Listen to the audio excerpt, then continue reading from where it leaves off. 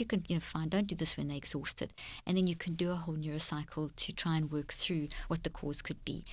When we don't sleep, the main reason we don't sleep, and a lot of people will maybe not agree with me here, but the main reason we don't sleep is because we have unresolved issues that we're scared of. For sure agree. It changes your energy in your brain, and your brain, all the things, the melatonin, all those things, because there's so many cases, and I actually give a case in the study in the book of a very, quite a traumatic situation of a child who was abused physically and sexually from 3 months of age, but just could not sleep through the night. And they did everything, all the sleep aids, all the white noise, everything you can possibly do.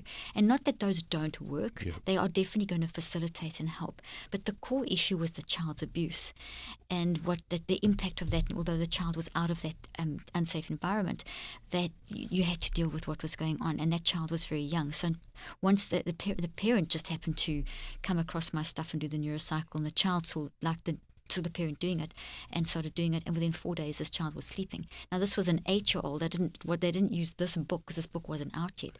The child saw what the mom was doing, saw the change in the mom, because if the kids watch us, and this was an 8-year-old, and said, I want to do what you're doing. And so she adapted it as best she could, and this child started sleeping within 4 days. Wow. So the core issue there was a trauma that was unresolved. And you said it yourself. I know.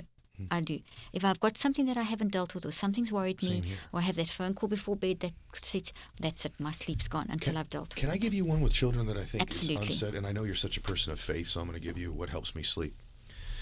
And it leads to this unresolved stuff. And I just want to say this to everybody. It's prayer. And let me say why.